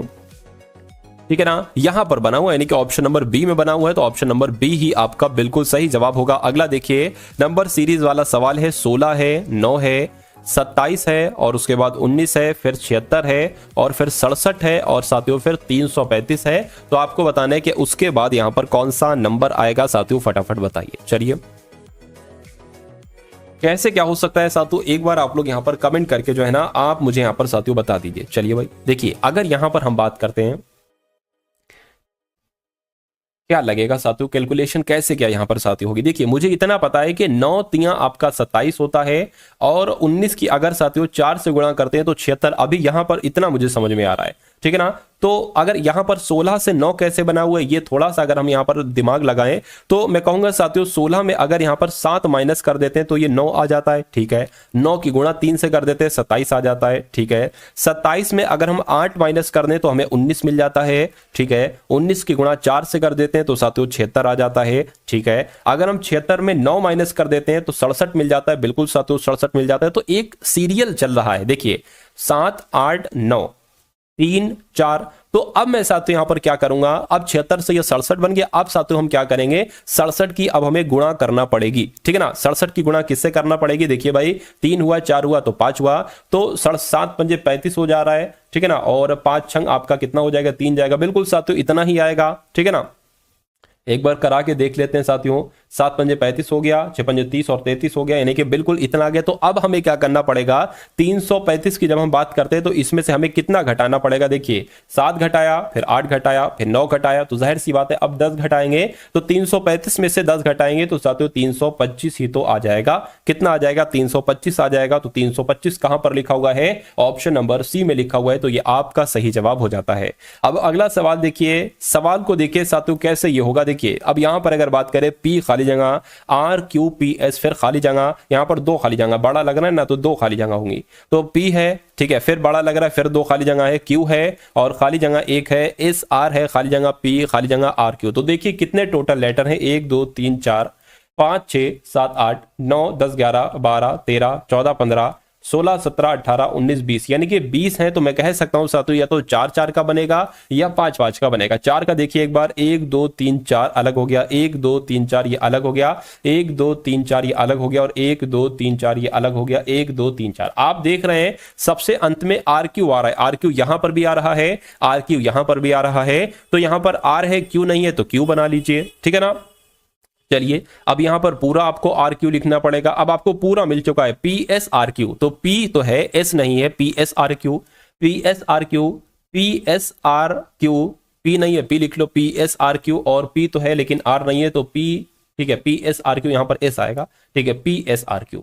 तो अब अगला काम आपको करना है, आपको देखना है अपने पेन से आपने क्या क्या लिखा है। आपने एस लिखा है, आपने आर क्यू लिखा है, तो एस हो गया, आर क्यू हो गया, उसके बाद साथ तो एस आर हो गया, उसके बाद पी क्यू हो गया, पी क्यू हो गया और फिर एस हो गया। अगला काम आपको करना है कि ये ऑप्शन कहां पर लिखा हुआ जरा देखकर साथियों यहां पर मुझे बताइए। तो मैं कहूंगा ऐसा तो आपको ऑप्शन नंबर बी में नजर आ रहा होगा, तो जिनका आंसर यहां पर ऑप्शन नंबर बी के साथ है, मैं कहूंगा आंसर आपका बिल्कुल करेक्ट है। अगला देखिए आपकी स्क्रीन पर है, फिर से साथियों कथन और निष्कर्ष वाला सवाल आपकी स्क्रीन पर आ चुका है, क्योंकि ये क्वेश्चन होते ही बहुत इंपॉर्टेंट है। क्या कहा जा रहा है, यानी कि कुछ तारे ग्रह हैं, तो मान लेते हैं साथियों ये क्या हो गए, ये आपके तारे हो गए, और कुछ तारे, इतने तारे क्या हो गए, इतने तारे साथियों ग्रह हो गए। कह रहे हैं कि कुछ ग्रह धूमकेतु हैं, तो मान लीजिए इतने ग्रह क्या हो गए, इतने ग्रह साथियों धूमकेतु हो गए। ठीक, निष्कर्ष पढ़िए और बताइए कौन सा निष्कर्ष सही है, कौन सा निष्कर्ष यहां पर गलत है। कह रहे हैं कि धूमकेतु, क्या कुछ धूमकेतु ग्रह हैं, कुछ धूमकेतु, ठीक है, कुछ धूमकेतु ग्रह, तो बिल्कुल इतने धूमकेतु ग्रह हो जाएंगे, ये बात बिल्कुल सही हो जाएगी। सभी तारे धूमकेतु हैं, तो भैया सभी तारे धूमकेतु कैसे, तारे ये हैं, धूमकेतु ये हैं। अगर ये होता कि कुछ तारे धूमकेतु तब भी गलत हो जाता, तो मैं कहूंगा ये तो सरासर गलत है।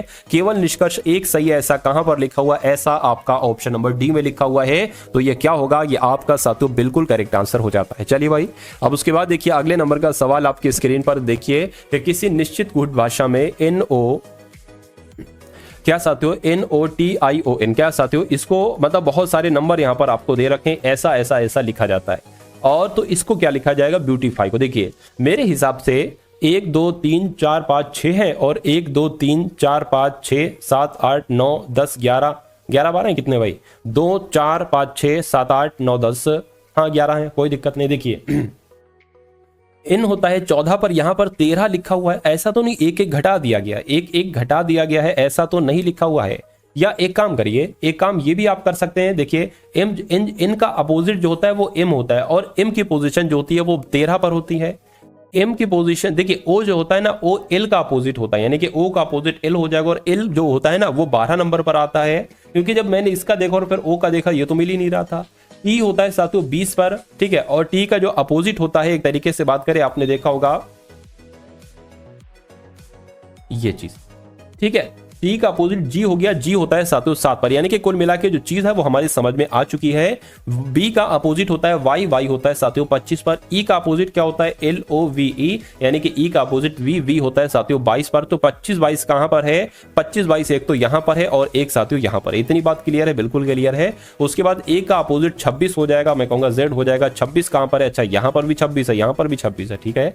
यू की अगर बात करें तो यू, ठीक है, यू का अपोजिट एफ होता है, यानी कि यहां पर 6 आ जाएगा, तो मैं कहूंगा ये नहीं होगा, ये होगा। राइट आंसर आपका ऑप्शन नंबर ए के साथ जाएगा भाई, बहुत बढ़िया, वेरी गुड क्लास। अगला सवाल है, कह रहे कि जटिल का सरल से वही संबंध है जो संकुचन का किससे होगा साथियों, बताइए। तो जटिल का विलोम होता है सरल, ठीक है ना। संकुचन का विलोम क्या होता है साथियों, प्रसार होता है, तो प्रसार होता है, तो मैं कहूंगा यही आपका बिल्कुल करेक्ट आंसर हो जाता है भाई, बहुत बढ़िया, वेरी गुड क्लास। अब उसके बाद देखिए साथियों, अब यहां पर मैथ के क्वेश्चंस आपके शुरू हो चुके हैं। मैथ के कुछ क्वेश्चंस हम लोग देखेंगे, लेकिन सबसे इंपॉर्टेंट, सबसे शानदार, सबसे जानदार यहां पर मैथ के क्वेश्चंस होंगे। तो लगभग 10 के आसपास साथियों ये क्वेश्चंस हैं, इन सभी कॉन्सेप्ट को समझिए, और मैं कहूंगा यहां से भी आपके बहुत सारे क्वेश्चंस आप अपने रियल एग्जाम में देखेंगे। कहने के 846 में एक गिटार बेचने पर राखी को 6% की हानि होती है। देखिए अगर कोई चीज बेचने पर मान लीजिए 10% की हानि होती है, तो कहा जाता है कि उसको 90% में बेचा गया। अगर किसी वस्तु को 20% छूट पर बेचा जाता है, तो कहा जाता है, या मैं कह सकता हूं 20% हानि पर बेचा जाता है, तो उसको 80% पर बेचा जाता है, ठीक है ना। और यहां पर साथियों क्या कहा गया, यहां पर क्या गया है कि किसी वस्तु को 6% की हानि पर बेचा गया है, यानी कि उसको 94% में बेचा गया। और कितना बेचा गया है 94% में, 846 रुपए का बेचा गया है। तो कह रहे कि 8% का लाभ प्राप्त करने के लिए रीमा को गिटार किस मूल्य पर बेचना चाहिए। देखिए ये 94% की वैल्यू है 846, अगर साथियों 846 के नीचे यहां पर मैं लिख दूं 94, तो ये हो गई 1% की वैल्यू।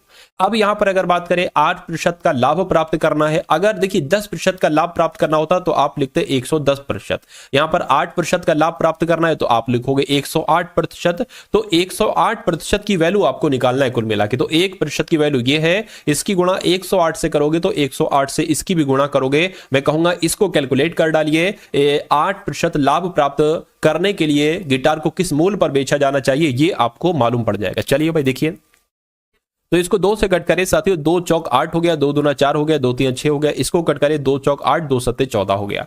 अब 47 को किससे भाग करेंगे? 423 आ जाए। देखिए अगर 47 की भाग करते हैं 10 से तो 470 आ जाता है। तो एक काम करिए 47 की गुणा करते तो एक काम करिए 9 से इसकी गुणा कीजिए। 7 नीम आपका 63 हो गया, 9 चौक 36 हो गया, 36 और 6 कितना हो जाएगा साथियों? 42 हो गया। वही आ गया 423, मतलब 47 से कम 47, 47 नीम 423 होता है। तो अब 108 की गुणा साथियों 9 से कर लीजिए, आपका आंसर आ चुका है 9 72, 9 एकम 9, यानी कि 972 आपका आंसर है। मैं कहूंगा आंसर आपका बिल्कुल करेक्ट है। अब अगला सवाल देखिए, कह रहे कि 7%, 12%, 5% ये 3 क्रमिक छूटें दी गई हैं। तो कह रहे इनको अगर एक समतुल्य एकल छूट इनको बनाया जाए तो वो कितने प्रतिशत होगी? 23%, 22%, 27 या 22% आपको बताने। देखिए इस सवाल को कैसे आप करेंगे मैं आपको बता देता हूं। अगर कभी भी अलग अलग 3 नंबर लिखे हो प्रतिशत में और कहा जाए कि ये 3 क्रमिक छूटें हैं, इनको एक एकल छूट में बताइए, समतुल्य एकल छूट में बताइए, तो आपका सूत्र क्या होना चाहिए मैं आपको बता देता हूं। देखिए 100 गुणा, ठीक है, अब 7% है, 7% की छूट पर दी गई, यानी कि इसको कितने पर बेचा गया? 93% में बेचा गया, तो 93 गुणा बटे 100 आ जाएगा। 12% कम करोगे 100 में से तो मैं कहूंगा 88% में बेचा गया है, और इसको 5% यानी कि यहां पर 95% में आ जाएगा। अब आपको एक काम करना है, इसको कैलकुलेट करने के बाद इसको 100 में से आपको माइनस कर देना है, वही आपकी समतुल्य एकल छूट हो जाएगी। पहले इसको कैलकुलेट कर लो। देखिए इस पूरे 100 से ये 100 कैंसिल हो जाएगा, ठीक है ना। इसको अगर कट करें साथियों 4 से कट करें 25 आ जाएगा, और इसको अगर कट करें 4 दूना 8, 4 दूना 8 आ गया। 5 से अगर इसको कट करें 5 दूना 10, 0 आ गया। इसको कट करें 5 कम 5, 5 नीम 45 आ गया। यानी कि अब आपके पास जो नई वैल्यू आ चुकी है वो 93 गुणा 22 गुणा 19 और बटे में साथियों क्या आ गई है? 25 गुणा यहाँ पर 20 आ गई है, ठीक है ना। अब इसको अगर कट करें 2 एकम 2, यहाँ पर साथियों 11 आ जाएगा। इतनी बात क्लियर है? कहिए बिल्कुल क्लियर है। अब अगर यहाँ पर बात करें, देखिए अब एक काम करो साथियों, 93 की गुणा 11 से कर लो, ठीक है। तो 93 की गुणा साथियों अगर आप 11 से कर लो, या एक काम करो 19 की गुणा 11 से कर लो, किसी भी कर लो, कोई भी दिक्कत नहीं है। तो 19 की गुणा अगर 11 से करेंगे तो ऐसे करके आ जाएगा 9, 1 और यहाँ पर 1, यानी कि 209 यहाँ पर आ चुका है, ठीक है ना। अब यहाँ पर अगर हम बात करें, अब नई चीज हमारे पास क्या आ गई साथियों? 93 गुणा यही आएगा 9, 10, ठीक, हाँ यही आएगा, और 209 हो गया, और बटे में क्या हो गया साथियों? 25 और गुणा 10 आ गया। अब एक काम आप कर सकते हो, इस 0 को हटाइए और यहां पर पॉइंट लगा दीजिए। अब इस 25 की भाग अगर 209 से करोगे तो कैसे करोगे? तो कुछ इस प्रकार से साथियों कर सकते हो आप लोग। 25 8 कितना होता है? 200 होता है, 0 हो गया, और यहां पर 9 बच जाएगा। पॉइंट लगाएंगे, 0 बढ़ाएंगे, 25 तियां कितना होता है साथियों? 75 होता है, ठीक है ना। 25 तियां आपका कितना हो जाएगा? 75 हो जाएगा। अभी कितना बचेगा? अभी भी आपका 15 बचेगा, ठीक है। पॉइंट लगाए, 0 बढ़ा लिया, 75 छंग कितना हो जाएगा? 150 हो जाएगा। अब आपके पास क्या आ गया है साथियों? 8.36, और 8.36 गुणा कितना आ गया है साथियों? आपके पास 19.3 आ गया। यानी कि अब आपको सिर्फ इसकी गुणा कराना है और आंसर आपका आपके सामने आ जाएगा। बस कैलकुलेशन में कोई गलती ना होने दीजिएगा, आंसर तो आपका बहुत आराम से आ जाएगा, ठीक है ना। इसकी साथ गुणा करा लीजिए, 6 तियां 18 हो गया, 3 तियां 9 और एक आपका 10 हो गया, 8 तियां 24 और एक आपका 25 हो गया, ठीक है। 9 5 9 छंग 54 आपका हो गया, 5 आ गया, 9 तियां 27, 27 5 कितना हो जाएगा साथियों? 32 हो जाएगा, ठीक है। 9 8 72, 72 और 3 75 हो जाएगा। 8 आ गया, 4 आ गया, 7 आ गया, 7 आ गया, 7 आ गया, ठीक है ना। आप यहां पर साथियों देखिए 2 नंबर यहां पर और 1 नंबर यहां पर पॉइंट लगा, तो कुल मिला के 3 नंबर के बाद साथियों यहां पर पॉइंट लगेगा। इतनी बात क्लियर है। अब यहां पर अगर हम लोग बात करें, इसको मैं हटा दूं, इसको हटा देता हूं, ठीक है। अब मैंने आपसे सवाल के शुरू में कहा था कि जो भी आपका आंसर आया, आंसर अभी आपका ये आया है 77.74 आंसर आया है। मैंने आपसे कहा था कि इसको कैलकुलेट करके इसको 100 में से घटा देना। तो जब आप इसको 100 में से घटाओगे साथियों तो 22 पॉइंट करके कुछ आएगा। तो 22 पॉइंट करके कुछ, मैं कहूंगा 25 करके आएगा, तो मैं कहूंगा यही आपका बिल्कुल करेक्ट आंसर हो जाता है और यही आपका सही जवाब हो जाता है। भाई बहुत बढ़िया, वेरी गुड क्लास। अगला सवाल आपके स्क्रीन पर साथियों, देखिए सवाल को और बताइए सही जवाब आपका यहां पर क्या हो सकता है। कह रही कि दो धनात्मक संख्याएं हैं 7:4 के अनुपात में, तो इसको हम साथियों क्या मान लेते हैं, 7x और 4x इसको मान लेते हैं। कह रहे कि इसके अनुपात में दो संख्याएं हैं, उनके वर्गों के बीच का अंतर इतना है, तो दोनों संख्याओं का योगफल कितना होगा। तो अगर हम इसका वर्ग कराएं, यानी कि 7x का स्क्वायर वर्ग हमने करा लिया, ठीक है। अच्छा, अंतर कहा है तो इसको माइनस करना पड़ेगा हमको, ठीक। और दूसरी संख्या क्या है, 4x स्क्वायर। दोनों संख्याओं का हमने वर्ग कर लिया और इन दोनों का वर्ग करने पर अंतर करोगे तो कहा जा रहा है कि 297 आएगा। अब 7x स्क्वायर का मतलब क्या हो जाता है, 7 सत्ते 49, तो साथ 49x स्क्वायर हो गया माइनस 4 चौक 16x स्क्वायर हो गया बराबर 297 हो गया। अब 49x स्क्वायर में से 16x स्क्वायर घटेगा तो मैं कहूंगा 33x स्क्वायर बचेगा, तो 33x स्क्वायर बराबर 297 आ गया, यानी कि x स्क्वायर बराबर 297 बटे 33 आ गया। इसको अगर आप कैलकुलेट करोगे तो 3 एकम 3, 3 एकम 3, 3 नीम 27 हो जाएगा, ठीक है। फिर 3 नीम 27 हो जाएगा, 11 एकम 11, 11 नीम आपका 99 हो जाएगा। तो मैं कहूंगा x स्क्वायर बराबर अगर 9 है तो x बराबर क्या हो जाएगा, 3 हो जाएगा। कैसे हो जाएगा, x के ऊपर स्क्वायर लगा यानी कि किसी संख्या का स्क्वायर है, तो ये 3 का स्क्वायर हो जाएगा, यानी कि x स्क्वायर बराबर 3 का स्क्वायर, तो स्क्वायर स्क्वायर कैंसिल हो जाएगा, तो x बराबर आपका 3 आ जाएगा। तो कहा जा रहा है तो दोनों संख्याओं का योगफल क्या है, देखिए x 7x, और अगर बात करते हैं यहां पर x बराबर 3 है तो यहां पर क्या आ जाएगा साथियों, 7 तिया 21 आ जाएगा, प्लस 4 तिया कितना आ जाएगा, 12 आ जाएगा। इनका साथियों योग कर लो, मैं कहूंगा इनका योग करने पर 33 आ जाएगा, और 33 आपका बिल्कुल करेक्ट आंसर हो जाता है, ठीक है ना। अगला सवाल आपकी स्क्रीन पर देखिए सवाल को और फटाफट बता दीजिए राइट आंसर क्या होगा। कहने कि एक व्यापारी ने पेंसिल के 360 पैकेट 15 रुपए प्रति पैकेट की दर से खरीदे, ठीक है। मतलब कहने का मतलब है उसने जो माल खरीदा है वो अगर हम 360 की गुणा 15 से कर दें, अरे भाई एक पैकेट 15 रुपए का और 360 पैकेट खरीदे हैं, तो 360 गुणा 15 बराबर क्या होगा साथियों, ये आपका क्रय मूल्य ही तो होगा। तो अगर क्रय मूल्य इन दोनों की साथियों गुणा करें, 36 की गुणा 15 से करें तो कितना आ जाएगा, 6 पंजे 30 आ जाएगा, 5 तिया 15 18 आ जाएगा, 36 आ जाएगा, 0 आ गया, 14 आ गया, और ये साथियों यानी कि 540 यहां पर आ गया, तो मैं कहूंगा 5400 हो जाएगा। यानी कि अगर एक पैकेट 15 का है और 360 पैकेट खरीदे जाते हैं तो कितने रुपए की खरीदी जाएगी, 5400 रुपए की खरीदी जाएगी, ठीक है। मतलब 5400 रुपए का क्रय मूल्य होगा। तो कहेंगे उसने 60% पैकेट 18 रुपए प्रति पैकेट की दर से, और जो शेष पैकेट बचे हैं मतलब 360 का 7% जो है ना वो 18 रुपए के हिसाब से बेचे, जो बाकी के पैकेट बचे उसको 20 रुपए के हिसाब से बेच दिया। तो इस व्यापार में उसका लाभ कितना हुआ आपसे पूछा जा रहा है। देखिए टोटल पैकेट कितने थे, 360, कहने कि इसका 60% देखिए कितना होता है। अगर 60% निकालें तो 36 की गुणा 6 से जरा कराइए, 6 छंग 36 हो गया, 6 तिया 18, यानी कि 216 क्या, तो 216 पैकेट जो आए हैं 60% के हिसाब से इसने 18 रुपए में बेचे। तो इसने जब 216 पैकेटों को 18 रुपए में बेचा तो मैं कहूंगा इतना आया। उसके बाद कहने अब शेष पैकेट कितने बचे हैं, टोटल पैकेट तो थे 360, 60% पैकेट निकाले तो 216 पैकेट बचे। अब शेष पैकेट कितने बचे इसको घटाइए, ठीक है ना। अगर बात करते हैं ये साथियों 4 आ गया, ये 35 आपका हो गया, तो मैं कहूंगा यहां पर कितना आ जाएगा, यहां पर आपका 14 आ जाएगा। तो 144 पैकेट उसने 20 रुपए के हिसाब से बेचे, तो ये हो गया, ठीक है ना।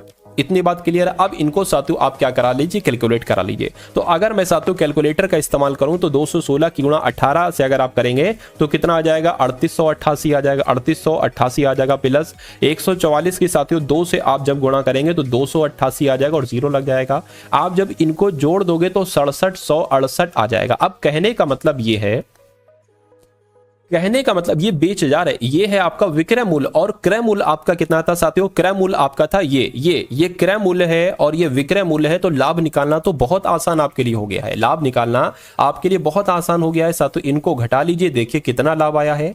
बेचा है हमने इतने रुपए में, खरीदा था हमने 5400 रुपए में, कितना माइनस करोगे, 8 आ गया, 6 आ गया, 3 आ गया, 1, यानी कि 1368 रुपए का पूरा साथियों यहां पर लाभ हुआ है। कितने रुपए का, 1368 रुपए का। तो बस 1368 रुपए को प्रतिशत में बदल लीजिए, तो 100 से गुणा करना पड़ता है, नीचे आपका क्रय मूल्य आता है। क्रय मूल्य कितना है, 5400 है। तो इन दो जीरो से ये 2 जीरो कैंसिल हो जाएगा, 9 छंग 54 हो जाएगा, 9 एकम 9 हो गया, 9 पंजे 45 हो गया, 9 दूना 18 हो गया। 6 की बात करें, 6 दूना कितना हो जाएगा साथियों, हाँ अगर बात करते हैं साथियों 6 दूना 12 हो गया, देखिए ठीक है, 3 जाएगा, 6 पंजे 30 आपका हो जाएगा। ठीक, 2 बचेगा, पॉइंट लगाएंगे, 0 बढ़ाएंगे, 6 3 18 यानी कि 25.3 करके आंसर आ रहा है। तो 25.3 करके आंसर कहां पर लिखा हुआ है? ऑप्शन नंबर सी में लिखा हुआ है। ठीक है ना, और जिनका आंसर ऑप्शन नंबर सी के साथ है मैं कहूंगा आंसर आपका बिल्कुल करेक्ट है। अगला सवाल कहने कि यदि किसी संख्या के 3/4 का 80% 63 है तो वो संख्या ज्ञात कीजिए। मान लीजिए वो संख्या x है, तो कहने कि किसी संख्या के का मतलब गुणा है, किसी संख्या के यानी कि x के का x गुणा 3/4, x का 3/4 काफिर आ गया तो इसका मतलब गुणा हो जाएगा 80% यानी कि 80/100। 3/4 का 80% 63 है यानी कि बराबर 63 आएगा, ध्यान रखिए। इसको अगर कट करोगे साथियों 20 चौक और 20 पंजे आपका हो गया। ठीक, अब इस 4 से ये 4 आपका कैंसिल हो गया यानी कि x बराबर 63 गुणा ये इधर 5 से गुणा हो जाएगी और ये 3 नीचे आ जाएगा। 3 दूना और 3 एकम यानी कि 21 पंजे कितना हो जाएगा साथियों? मैं कहूंगा 105 हो जाएगा। x बराबर कितना आ गया? 105 आ गया। तो 105 आपका बिल्कुल सही जवाब हो जाता है। उसके बाद देखिए अगला सवाल आपकी स्क्रीन पर देखिए और फटाफट बताइए कि इस सवाल का जवाब आपका क्या हो सकता है। देखिए यहां पर अगर साथियों बात करें एक कंपनी में पुरुष हैं और महिलाएं हैं, इनकी संख्या का अनुपात 5:4 है यानी कि एक कंपनी में अगर 5 पुरुष होंगे तो 4 महिलाएं होंगी। या इसको हम ये भी कह सकते हैं अगर 500 पुरुष हैं तो 400 महिलाएं हैं। यदि पुरुषों की संख्या और महिलाओं की संख्या में 16% और 15% की वृद्धि की जाती है, यानी कि अगर पुरुषों की संख्या में 16% की वृद्धि की जाती है। देखिए सबसे पहला आप ये मानिए, और अच्छा क्या करें पूरे पढ़ लेते हैं, तो पुरुष और महिलाओं का नया अनुपात क्या होगा। देखिए अगर हमने मान लीजिए 5 और 4 ना मान के हम मान लेते हैं मेल अगर किसी कंपनी में 500 है तो फीमेल उस कंपनी में 400 होंगी।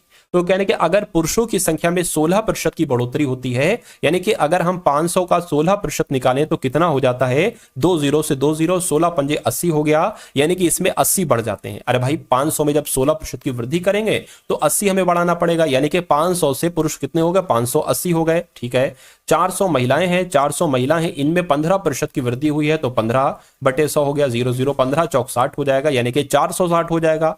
400 से महिलाएं कितनी हो गई? 460 हो गई। तो कहने कि अब पुरुषों का और महिलाओं का नया अनुपात क्या होगा? तो इनको कट करने पर हमें अनुपात प्राप्त चलेगा। 0 से 0 कैंसिल, 2 से कट करेंगे 2 दूना 4, 2 नीम 18, 2 दूना 4, 2 तिया 6, तो ये नया अनुपात हो गया, इसके आगे कट भी नहीं सकता है। तो 29:23 कहां पर लिखा हुआ है? ऑप्शन नंबर बी में लिखा हुआ है। उसके बाद देखिए साथियों अगला सवाल है 7500 रुपए के अंकित मूल्य वाली एक वस्तु पर 2 क्रमागत छूटें दी जाती है। इसमें से पहली छूट 10% है।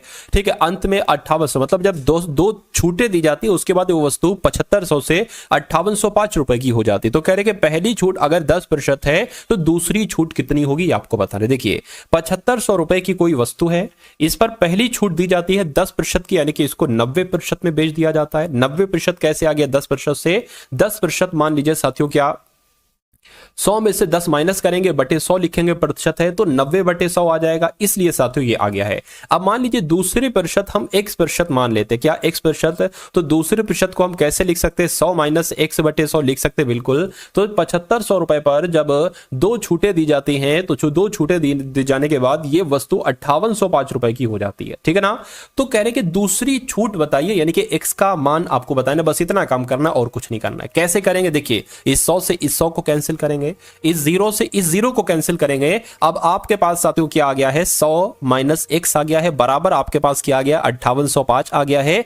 अब अगर बात करें यहां पर एक 0 था, ठीक, यानी कि 10 था तो इसकी गुणा इससे हो जाएगी, ये इधर चला जाएगा, और ये 9 गुणा 75 ये आपका नीचे आ जाएगा, 75 गुणा 9 आपका ये आ गया। इतनी बात क्लियर है बिल्कुल। अब अगर इसको कट करें 5 दूना 10 और इसको कट करें 5 से कम 5, 5 पंजे 25 हो जाएगा। ठीक है ना, इसको अगर साथियों और हम कट करें 5 तिया 15, 5 से कम 5, 5 से कम 5, 5 छंग आपका 30, 5 से कम 5। ठीक, क्या 3 से कट होगा? एक बार देखिए जरा कट करके। वैसे हम लिख लेते 161 गुणा 2। ठीक है, और कितना बचा साथियों? एक तो 3 बचा और एक आपका 9 बचा। देखिए हो जाएगा, कट जाएगा। 3 तिया 9 हो गया, 2 बजा 26, 3 सत्ते 21, 3 अट्ठे 24 और 3 सत्ते 21 हो गया। क्या ये 9 से कट होगा? हो जाएगा मेरे हिसाब से। 9 चौक 36 होगा और 9 तिया 27 होगा, यानी कि 43 की गुणा 2 से करिए तो 43 की गुणा साथियों अगर हम 2 से करेंगे तो 46 आता है। कितना आता है साथियों? 46 आता है। सॉरी 46 थोड़ी ना आएगा, 46 थोड़ी ना आएगा साथियों, ये हो गया आपका क्या। अब यहां पर देखिए अब आपके सामने है क्या? अब 100 माइनस x है बराबर 43 गुणा 2 है, तो 43 गुणा 2 कितना हो जाएगा साथियों? 86 हो जाएगा, बराबर इधर क्या है? 100 माइनस x है। अब माइनस x बराबर 86 है, ये प्लस का 100 उधर जाएगा माइनस का हो जाएगा, ये क्या हो गया माइनस का हो गया। तो जब साथियों यहां पर से अगर माइनस का x बराबर, अब देखिए इसको घटाएंगे ना तो 14 आएगा, 14 माइनस का आएगा, क्यों? क्योंकि बड़ी संख्या में माइनस लगा है। तो इस माइनस से ये माइनस कैंसिल हो गया, x बराबर आपका क्या मान आ गया 14% आ गया। तो दूसरी प्रतिशत क्या होगी, हमने x मानी थी, x का मान 14% आ गया। तो कुल मिला के आपका राइट आंसर 14% के साथ जाएगा। उसके बाद देखिए अगला सवाल है, कह रही है यदि किसी वस्तु का विक्रय मूल्य कितना है साथियों 900। ये बहुत अच्छा क्वेश्चन है, बहुत शॉर्ट ट्रिक से आपको यहां पर बताऊंगा। यानी कि यदि कोई वस्तु 900 रुपए में बेची जाती है और इस पर 40% की छूट दी जाती है तो उसका अंकित मूल्य कितना है। तो मान लीजिए साथियों उसका अंकित मूल्य कितना है, x है।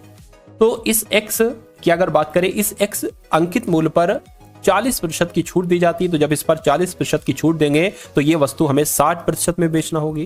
तो जब इस पर 40% की छूट दी जाती है यानी कि इसको 60% में बेचा जाता है तो ये 900 रुपए की वस्तु बिकती है। तो बस साथियों अंकित मूल्य ज्ञात करना है, x का मान ज्ञात कर लीजिए। इस 0 से ये 0, ये 3 हो गया, ये 5 हो गया, यानी कि x बराबर 900 गुणा 5 आ गया और बटे 3 आ जाएगा। इससे कट करेंगे 300 आ जाएगा, 5 3 15, यानी कि x बराबर क्या आ गया है 1500 आ गया। तो मैं कहूंगा अंकित मूल्य कितना हो जाएगा 1500 हो जाएगा और यही आपका बिल्कुल करेक्ट आंसर हो जाता है। अगला देखिए, और आज के इस वीडियो का साथियों अंतिम सवाल है, ये समझ लीजिए। क्या अंतिम सवाल साथियों आपके स्क्रीन पर है, इस सवाल को देखिए। चलिए तो कह रहे हैं साथियों ए बी सी एक कार्य को 60 दिन 30 दिन 20 दिन में करते हैं। यानी कि ए एक काम को 60 दिन में करता है, बी उसी काम को 30 दिन में कर रहा है और सी उसी काम को 20 दिन में कर रहा है। यदि प्रत्येक 5वें दिन बी और सी मिलकर ए की सहायता करते हैं तो ए कितने दिनों में कार्य पूरा कर पाएगा।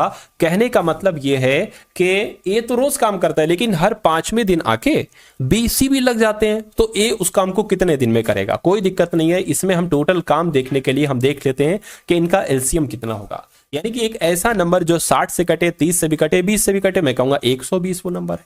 तो 60 दुना 120, 30 चौक 120, 20 छंग 120। कहने का मतलब यह है कि ए एक दिन में 2 काम करता है, बी एक दिन में 4 काम करता है, सी एक दिन में 6 काम करता है। यहां पर कहा गया था कि जो 5वें दिन ये लोग आ जाते हैं ना तो 4 दिन तक तो ए काम करेगा और 4 दिन तक ए काम करेगा। डेली ये 2 काम कर रहा है तो मैं कहूंगा 4 दिन में ये 2 के हिसाब से 8 काम कर लेगा। अच्छा ये पता क्या है, ये नंबर ये है टोटल काम।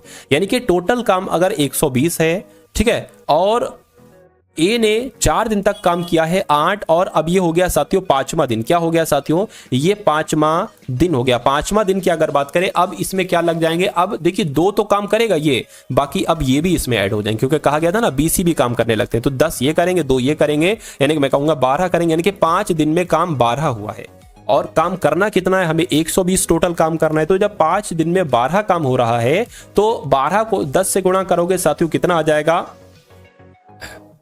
120 आ जाएगा। ठीक है, सही, सब सही चल रहा है ना, सब कुछ सही चल रहा है। अच्छा ए पूरा कितने दिन में करेगा, इतनी बात क्लियर है। अब यहां पर एक दिक्कत होगी, दिक्कत साथियों क्या होगी, देखिए जब आप क्या करेंगे, इसको 12 नहीं आएगी, यहां पर साथियों 20 आएगा। 20 कैसे आएगा ये भी मैं आपको बता देता हूं। देखिए 20 की अगर बात करें, 5 दिन में 20 काम कैसे होगा। ये ए डेली 2 काम कर रहा था, 4 दिन तक इसने काम किया, यहां पर लिखा हुआ तो 8 काम किया।